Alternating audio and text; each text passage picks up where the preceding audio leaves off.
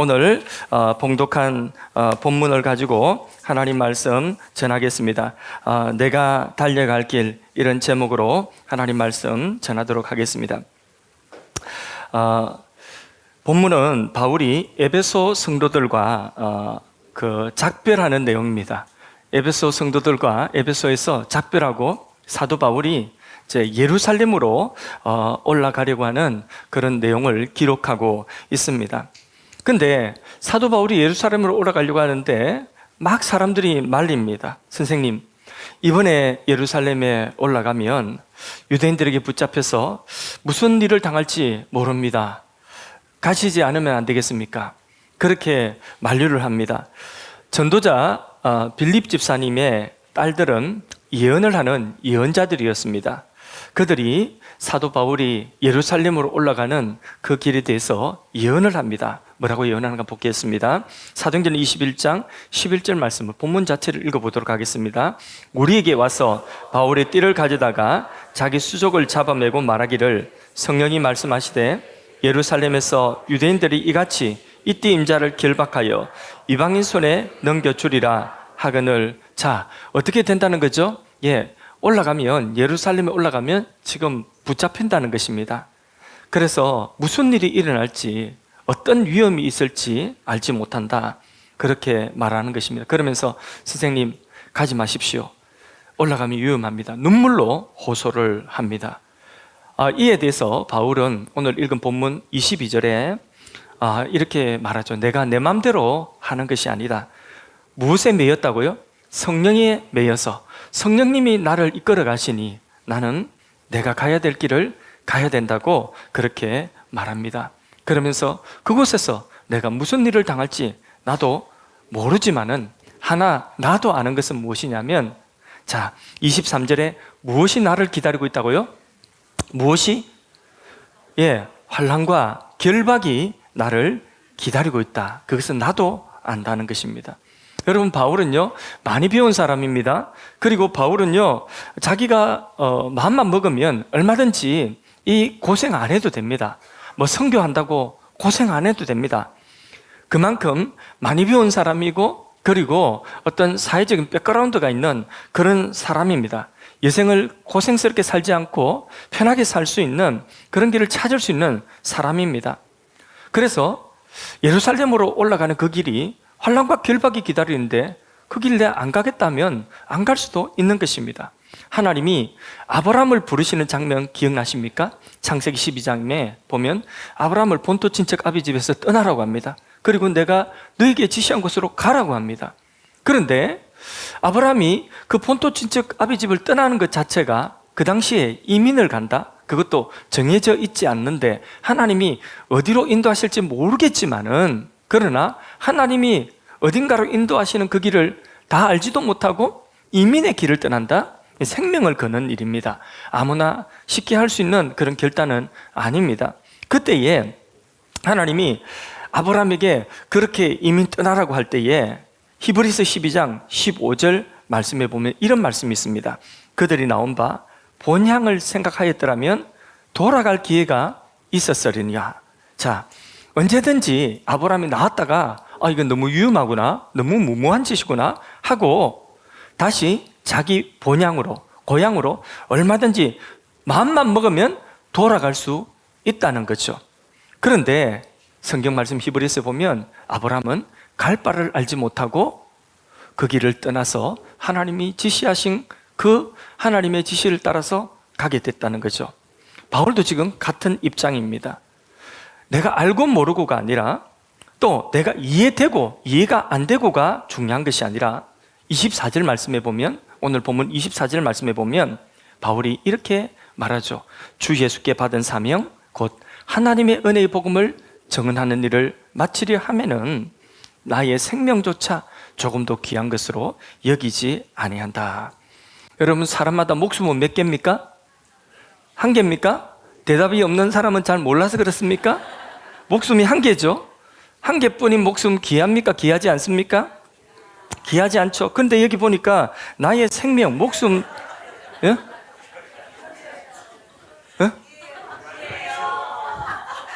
귀하죠. 귀합니다. 귀한데 나는 지금 무슨 뜻인지 내가 모르겠습니다. 내가 지금 뭐 때문에 왜 내가 웃겼는지. 예, 어쨌든 알아들으시면 됩니다. 알아들으셨죠? 예, 귀하지 않은 생명은 없습니다.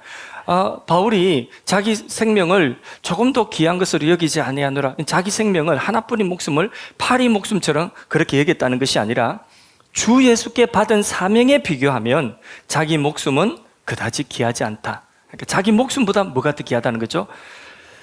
예수님께 받은 사명이 더 귀하다. 그 사명에 비교하면 자기 목숨은 기꺼이 그 사명을 위하여 설 수 있다는 그런 뜻인 것입니다. 자, 그래서 사도 바울은 자기의 달려갈 길, 주님이 주신 그 사명의 길을 목숨 걸고 그렇게 자원하여서 올라가게 된 것이죠. 여러분, 교회사에는요, 바울과 같은 이런 믿음의 사람들이 많이 있습니다.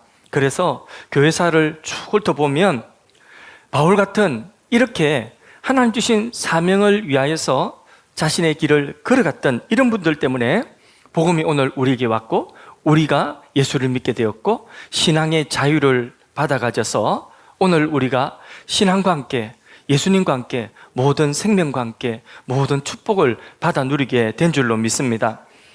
우리나라에 복음이 전파되어질 때도 역시 우리나라의 근현대사는요, 기독교 역사와 사실 뗄래야 뗄 수가 없습니다. 그렇기 때문에 한국 교회사, 우리나라 교회사를 말할 때에는 대한민국의 근현대사를 함께 말할 수밖에 없습니다.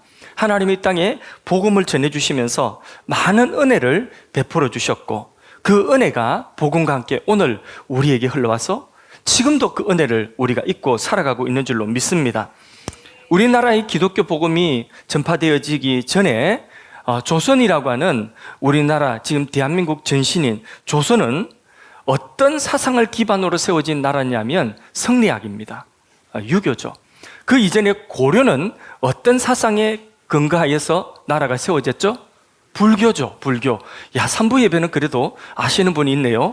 2부 예배 때는 왜 그런 거를 지금 이 시간에 묻냐면서 그런 눈으로 쳐다보는 분들이 있던데, 1부 예배 때는. 그런데 불교를 숭배했죠. 근데 이 조선이라고 하는 나라를 세우고 나서 이성계가 나라를 이제 세웠지 않습니까? 조선 나라를 세우고 나라의 기반, 떠받드는 기반을 중국의 성리학을 가지고 와서 세웠습니다. 그런데 이 성리학이 뭐냐 하면 성리학은 중국을 세상의 중심되는 나라로 보는 거죠. 그래서 중국을 중심으로 두고 그 중국을 아버지 나라, 군신의 나라, 임금의 나라로 보고 그리고 중국 변방에 있는 많은 나라들이 다 그 중국을 중심으로 상하, 위계, 질서로 그렇게 세상의 질서를 잡는 그게 성리학입니다.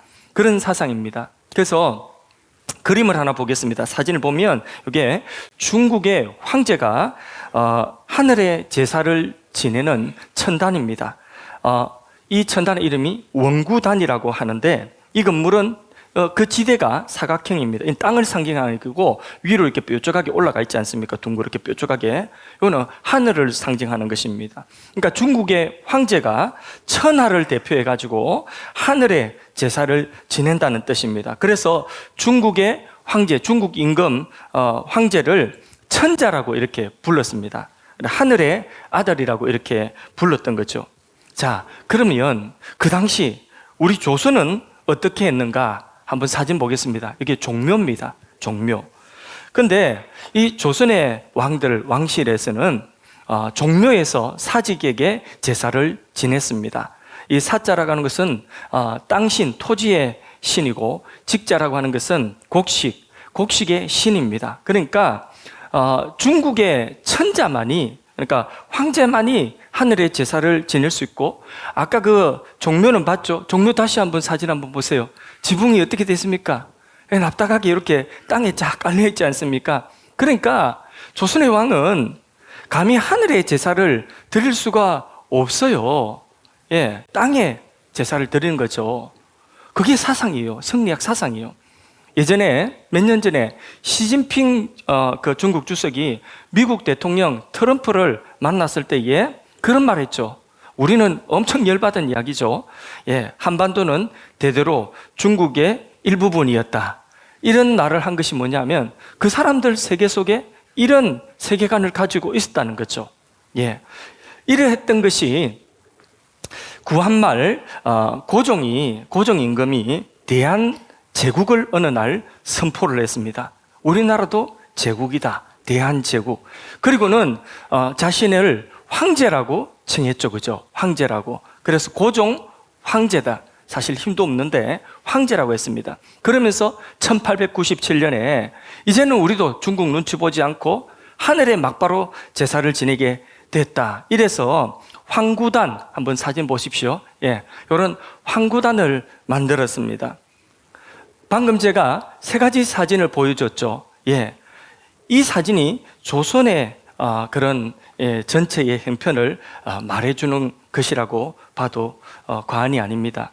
자, 여러분 생각해 보세요. 구한말, 이 부모처럼 임금의 나라처럼 떠받들던 명나라, 중국의 명나라가 북쪽의 오랑캐에 의해서, 오랑캐 여진족입니다. 여진족에 의해서 중국이 다 이게 지배를 받고, 그리고 이 명나라가 망했습니다. 그래서 여진족이 세운 중국을 뭐라고 하죠? 청나라라고 하죠. 청나라. 우와. 청나라라고 합니다. 이 청나라가 이제 사실은 중국 사람들은, 한족들은 이 오랑캐라고 생각했거든요. 엄청 자존심이 상하는 거죠. 그렇게 중국의 임금처럼 부모처럼 떠받들던 명나라가 멸망을 하니까 우리 조선의 양반들이 또 이렇게 왕실이 멘붕이 온 거죠. 조선의 학자들, 성리학자들이 멘붕이 온 것입니다. 명나라가 망하면서 성리학도 함께 이게 사실상 이제 망한 것이나 마찬가지거든요. 그래서 그 당시에 또 시대적인 상황이 서구의 문명이 아주 급속하게 밀려오면서 서구 문명을 받아들이라고는 압박이 전방위적으로 들어오는 그런 급변하는 시대입니다. 지금 오늘 우리 시대가 그렇지 않습니까? 막 세상이 엄청나게 급변하는 것처럼 우리가 느껴지지 않습니까? 마찬가지로 요 조선 구한말에도 역시 마찬가지입니다. 엄청나게 세상이 급변하는 사회가 불안정한 그런 시대입니다. 그래서 나라를 떠받들고 있는 이 성리학이라고 하는 이 사상이 그 사상의 근거가 되는 명나라가 멸망하고 나니까, 그러니까 이 사상적 기반이 지금 흔들리고 있고, 그리고 급변하는 세계의 어떤 문명을 받아들이라고 하는 서구 문명이 밀려 들어올 때에, 그때에 불안한 이 사이에 나라를 떠받들 수 있는 새로운 사상이 필요했던 그런 시대였습니다. 그런 상황 속에서 조선의 지식인들 중에서는 중국을 거쳐서 넘어온 서학이라고 하죠. 서학이 뭡니까? 예, 서학이 천주교죠. 이쪽이 역사 공부를 생가대가 서학이죠. 이 천주교를 받아들였습니다. 중국을 거쳐서 서학이라고 해서 천주교를 받아들이기 시작합니다. 근데 그 천주교가 급속하게 퍼져나가기 시작하는 거죠. 그 천주교가 기독교 사상이 또 그 속에 묻어 있지 않습니까? 그러니까 평등 사상, 이런 것들이 막 하나님의 나라, 하나님이 복 주시는 것, 막 이런 것들이 막 오니까, 그러니까 많은 지식인들 중심으로 그렇게 서학, 이 천주교를 받아들이게 되었습니다. 아직도 조선 왕실과 주류 세력은 성리학이 무너지면 온 세계가 무너지고 나라가 망한다고 생각을 했습니다. 사대주의죠.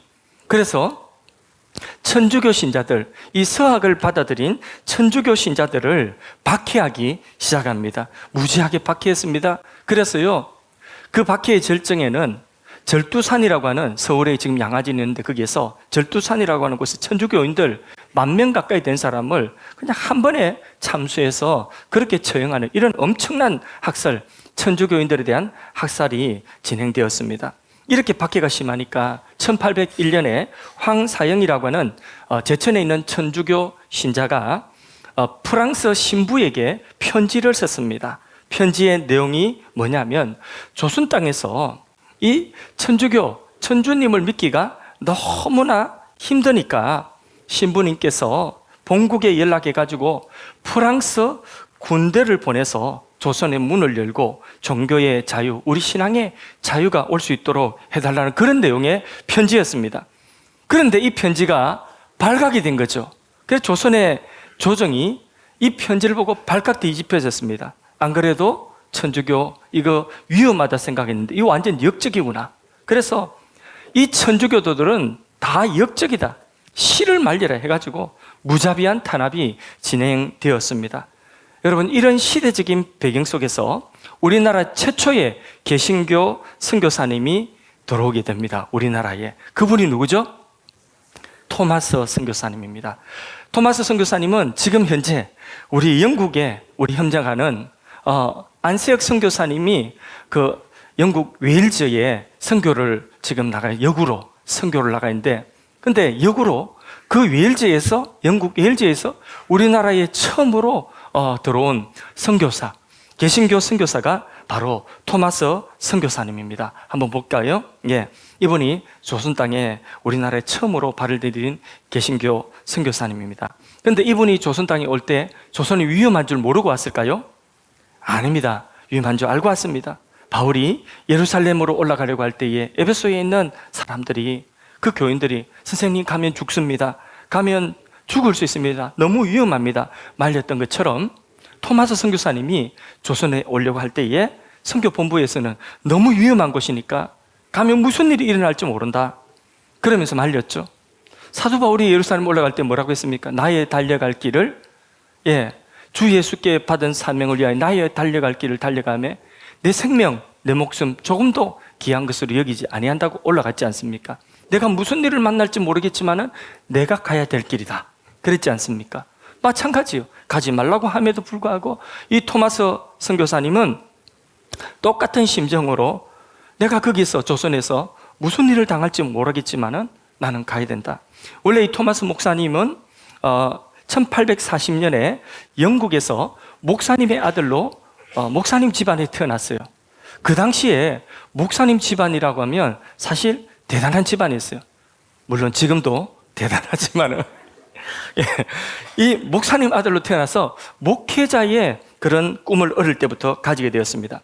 1863년에 23살 나이에 결혼을 했는데, 결혼한 지 6일 만에 목사 안수를 받았는데 6일 만에 목사 코스를 거쳤다는 이야기가 아니라 그 전에 23살 되기 전에, 바로 결혼하기 전에 얼마나 많은 공부를 했는지, 그 목사 되는 공부가 쉽지 않은 공부였거든요. 기본적으로 엘리트 대학을 다 나와요. 최고 명문 대학 그 당시에 다 나와야 되는 그런 코스가 목사 코스였어요.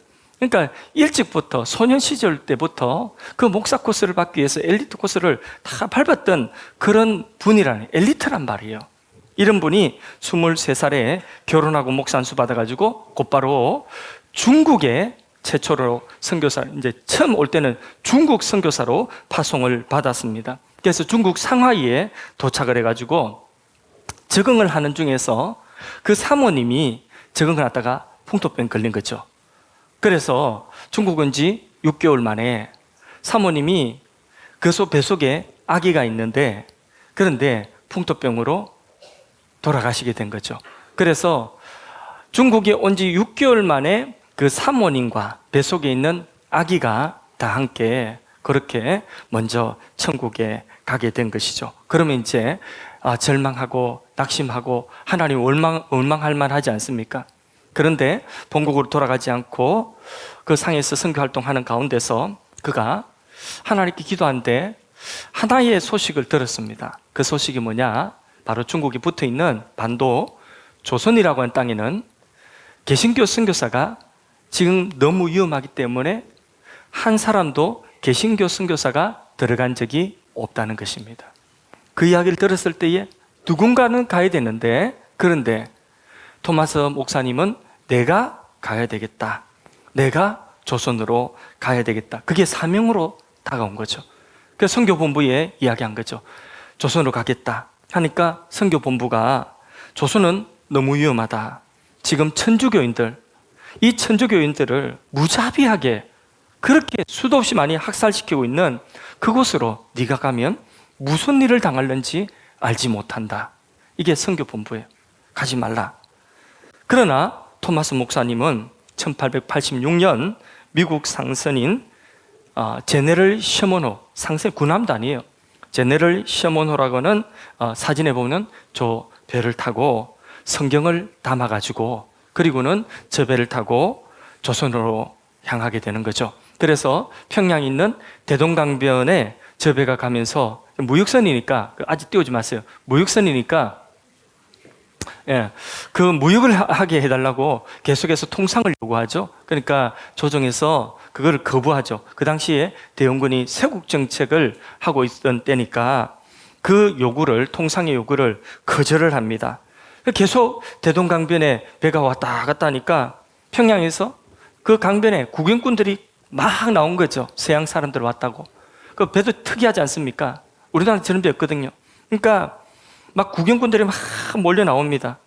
조정에서는 돌아가라고 하고 이 배에서는 통상을 요구하고 그러는 과정에 조선에서 돌아가라고 온 그 관리를 갖다가 이 배에서 인질로 붙잡게 되는 것이죠. 이런 식으로 막 때를 쓰니까 조정에서 대원군이 열받아가지고 다 불태워버리라, 그리고 다 죽여버리라고 명합니다. 그러던 차에 배가 그 대동강 모래턱에 배가 걸리게 된 거죠. 그래서 배가 움직이지 못하게 되었습니다. 이때에 이제 그 한번 보세요. 이 상상도입니다. 자, 그 당시에 그 작은 배를 하나 나무를 잔뜩 싣고 거기 불을 붙여가지고 자초되어져 있는 그 제네럴 셔먼호에 다가가게 해서 그래서 불이 옮겨 붙게 하는 거죠. 작은 배가 가서 불이 이제 나무에 불이 타니까 작은 배가 가서 그 제네럴 셔먼호가 불타게 되는 것입니다. 그러니까 배 안에 있는 사람들이 어쩔 수 없이 강물로 뛰어들게 됩니다. 강물로 뛰어들어서 육지로 나오는 사람들마다 기다리고 있던 군전들이 다 붙잡아가지고 죽임을 당하게 됩니다. 그때에 토마스 목사님도 성경책을 품에 안고 강물로 뛰어들어서 강가 모래사장에 나왔지만은 다른 이들과 같이 역시 목숨을 잃게 됩니다. 그때가 1866년 26살. 아까 사진 보니까 목사님 되게 나이 많아 보이는데 26살. 지금 26살 웬만하면 다 넘었습니다. 그죠? 넘으셨죠? 예. 20대처럼 보이지만은 넘으셨죠? 예. 26살. 너무 젊은 나이 아닙니까? 그죠? 예. 토마스 목사님의 그 최후의 마지막 이 순교에 대하여서 오문한이라고 하는 성도가 이 사건의 목격자들을 직접 만나서 그 자리에 있던 목격자들에게 증언을 듣고 수집을 해가지고 1928년도에 이 오문한이라고 하는 이분이 한국 기독교 역사를, 그 당시 역사를 기록하면서 1928년에 토마스 목사전이라고 하는 책을 기록했습니다. 그 책의 일부분을 인용을 좀 해드리겠습니다.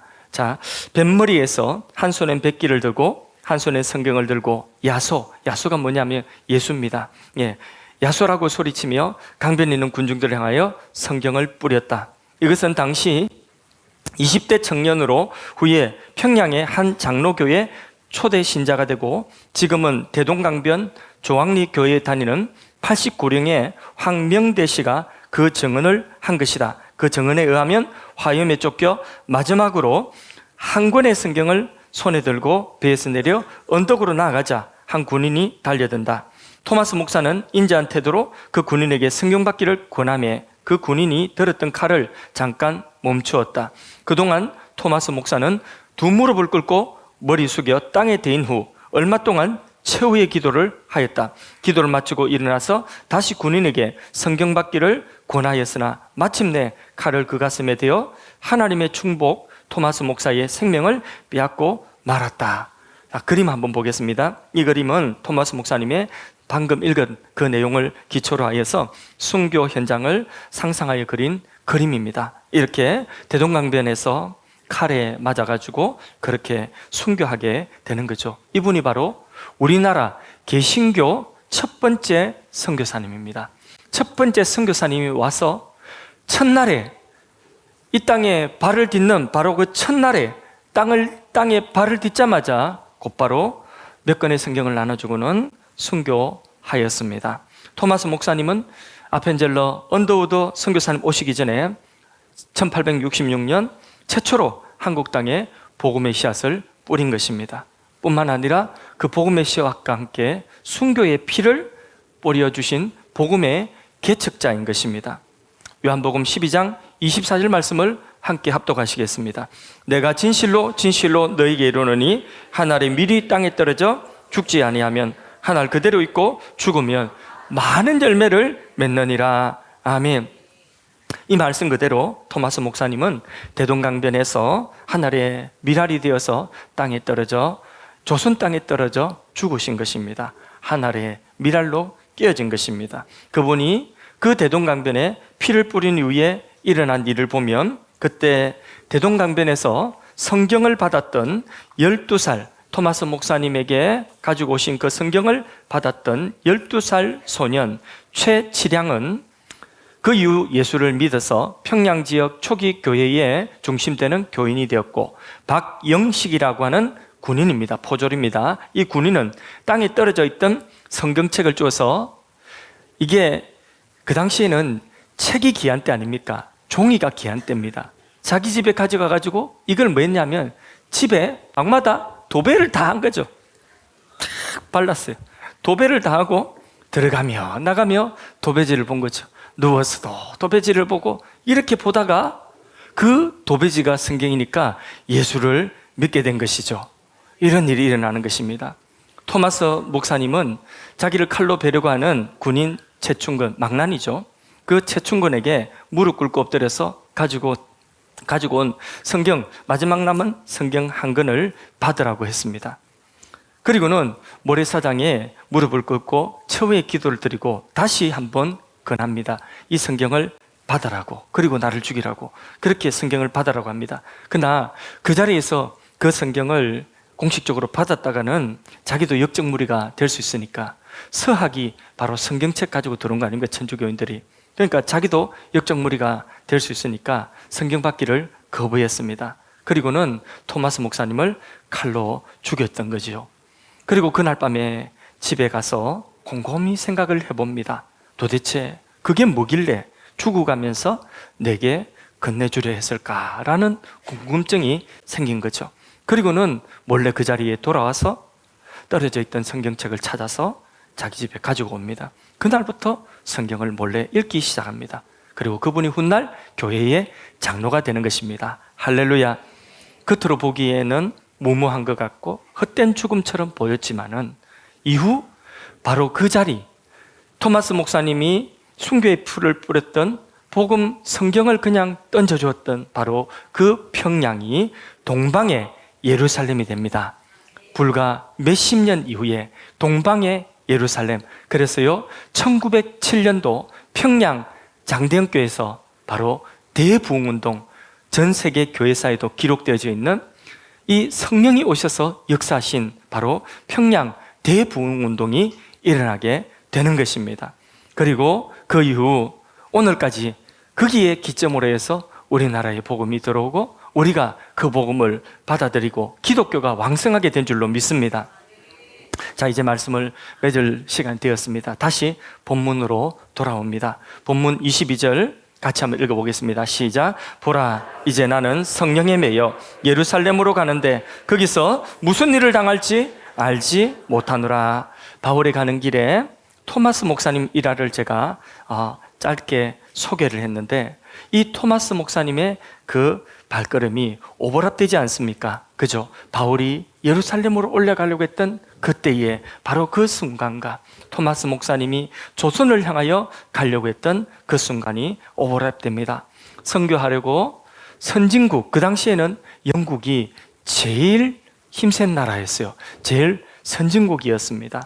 문명이 가장 발달한 나라였습니다. 그러니까 저 지구편, 지금도 영국 가려면 비행기를 열 몇 시간을 타야 되는 비행기를 열 몇 시간을 타야 되는데, 그 영국에서 배를 타고 건너올 정도로, 그 정도로 상상하지 못할 거리를 배 타고 그런 배를 만들어 건너오는 그런 나라였습니다. 그런 나라의 최고의 엘리트 교육을 받은 분입니다. 그런데 그분이 영국을 두고 중국까지 왔으면, 그러면 그걸로 그만 중국에서 그렇게 선교 활동했으면 됐을 텐데 중국에도 형통하지 못하고 그곳에서 하나님이 복음커녕 그 사모님과 그리고 뱃속에 있는 아기를 먼저 데려가십니다.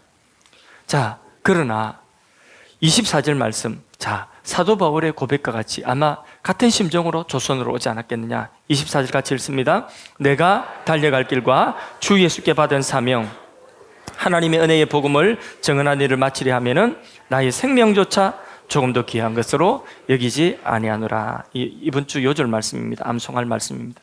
마침내 토마스 목사님 하늘에 밀알되어서 땅에 떨어져 죽습니다. 그리고 그 자리에 많은 결실을 맺게 되는 거죠. 얼마 후 평양이 동방의 예루살렘이 되고 평양 대부흥운동이 일어나고 평양 대부흥운동 1907년 일어나고 난 이후에 100만인 구령운동이 조선 땅에 일어나게 됩니다. 그래서 100만 명을 구령하자 해서 막 집회하고 부흥회하고 예수 믿는 사람들이 집집마다 다니면서 가가오고 다니면서 복음을 전하는 거죠. 전도지를 전하는 거죠. 북을 치고 다니면서 전도지를 전하는 거죠.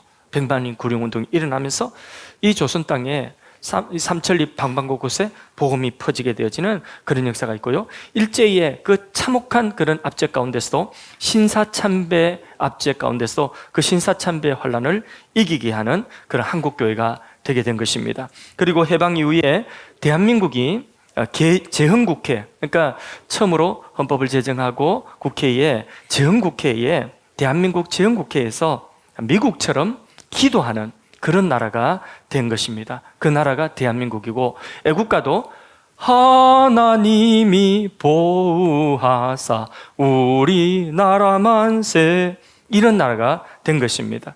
6.25 전쟁이 있었지만은 그 아픔을 딛고 전쟁에 피었던 위에서 새벽기도 하면서 한국교회가 새벽기도의 기적을 한강의 기적으로 이어와서 그래서 복음과 함께 이 나라가 세계의 선진국에 드는 10대 경제 강국, 군사 강국 안에 드는 그런 나라가 되었습니다. 할렐루야. 뿐만 아니라 전 세계에 선교사를 가장 많이 파송하는 그런 나라가 되었습니다. 방학이 되면요, 미국 말고는 이런 나라 잘 없어요. 미국과 우리나라가 유독 이랬습니다.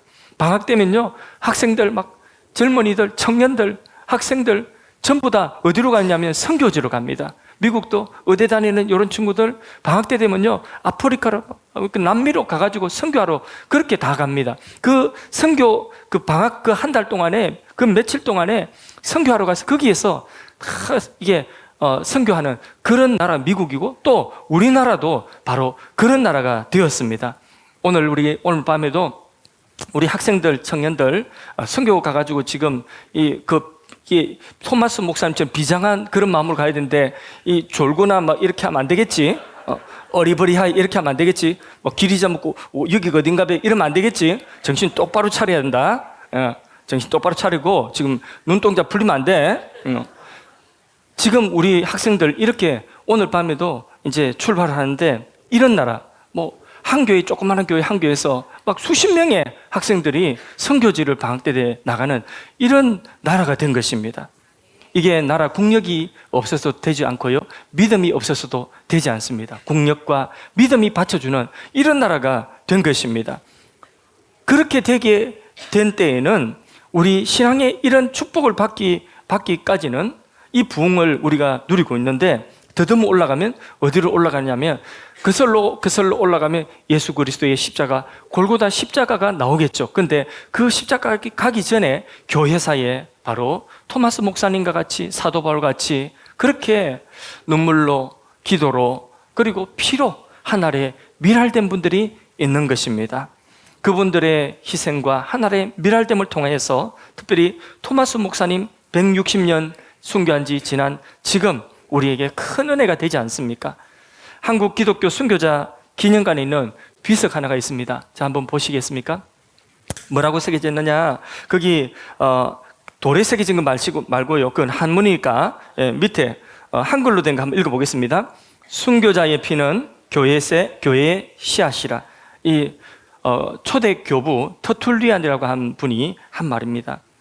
그러니까 교회는요, 순교자의 피, 그 피의 터위에 세워졌다는 그리스도의 피와 순교자 한 사람 한 사람 하나의 밀알된 그런 교회 사이에 그 믿음의 사람들을 통해서 교회가 세워지게 됐다는 것입니다. 우리가 그 열매를 지금 따먹고 있습니다. 그 은혜를 잊지 말고 기억해야 될 줄로 믿습니다.